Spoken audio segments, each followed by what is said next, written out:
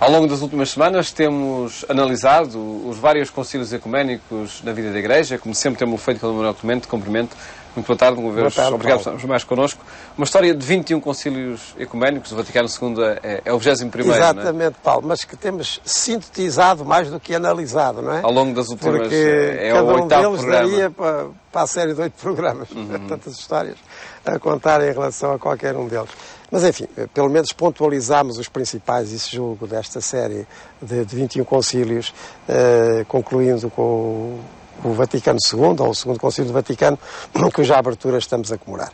E embora o fazemos, porque é bom termos uma consciência mais alargada do devir eclesial, daquilo que nós chamamos a tradição viva da Igreja, como ela, ao longo dos séculos, foi desdobrando e continuará certamente a desdobrar, porque Deus deu-nos todas as coisas em Jesus Cristo e todas as coisas é muita coisa.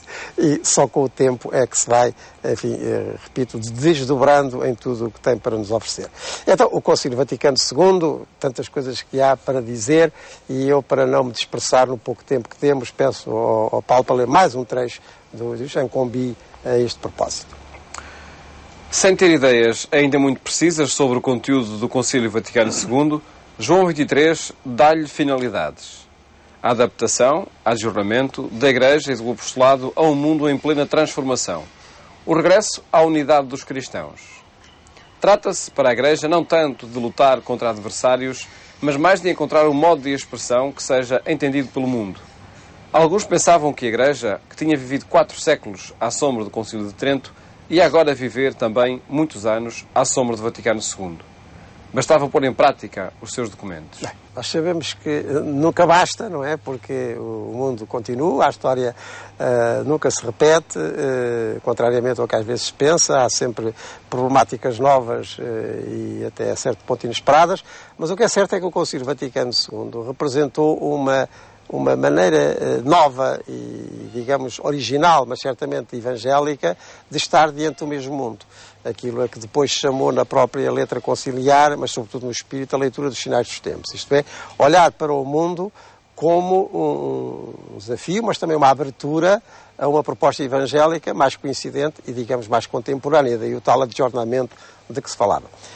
E isto acontece porque João XXIII trouxe para o seu, até certo ponto inesperado, pontificado, aquilo que tinha sido a sua vivência e absorção pessoal da Europa e do mundo do século XX, porque ele viveu em variedíssimas fronteiras antes de chegar ao pontificado. Não é? Ele começou por estar na Bulgária como representante da Santa Sé e, portanto, ia encontrar o mundo da ortodoxia. Não é? Depois passou para a Turquia e esteve em contacto com o mundo do Islão, e em plena Segunda Guerra Mundial. Depois veio para a França, no pós-guerra, onde pululava tudo aquilo que seria a idade contemporânea, quer na filosofia, quer na vivência das pessoas e até da própria Igreja. E quando passa para Veneza, como bispo diocesano, como patriarca de Veneza, ele tem ali um primeiro ensaio e prática daquilo que já ia intuindo que era necessário fazer na relação com o mesmo mundo, e é isso que ele traz depois para o pontificado, e é isso que o leva a convocar o Concílio Vaticano II. Portanto, o que é típico deste mesmo concílio é uma Igreja que se refresca na fonte, que é a pessoa viva de Jesus Cristo, para também poder refrescar a sociedade contemporânea nos seus diversos setores e encontrando essa mesma sociedade aberturas e expectativas em relação a essa proposta eclesial. Portanto, ler os sinais dos tempos ou ler o tempo como sinal do que Deus quer que a Igreja faça. E tentar prescrutar aí essa mesma vontade de Deus. Esta é que é a atitude básica e original do Concílio do Vaticano e o melhor que se mantém até hoje. O Concílio, como nós sabemos, tem 4 documentos fundamentais, que é o documento acerca da revelação divina como alimento da vida da Igreja e tudo quanto na palavra de Deus se consigna e na tradição eclesial onde essa palavra acontece e que essa palavra gera. Depois, o que é a Igreja em si própria, digamos assim, como corpo de Cristo e templo do Espírito e povo de Deus, no meio de todos os povos da terra e para esses povos também. Depois, como a Igreja celebra e se retribui a Deus em Jesus Cristo numa liturgia viva. E depois, o que é a Igreja na sociedade contemporânea, compartilhando as alegrias, as esperanças, as tristezas e as angústias de toda a humanidade, mas respondendo isso mesmo com a presença de Jesus Cristo e toda aquela atitude que repercute os próprios sentimentos de Jesus Cristo no mundo atual. Estes documentos basilares, que depois são complementados por vários decretos e declarações, trazem uma enorme novidade e frescura à vida da Igreja na segunda metade do século XX e agora, como estamos no século XXI, e continuam a ser certamente muito sugestivos para o que devemos de fazer hoje, no contexto já do século XXI, mas com certeza com a mesma atitude e a mesma disponibilidade para respondermos àquilo que Deus nos pede, também através do mundo que é o nosso.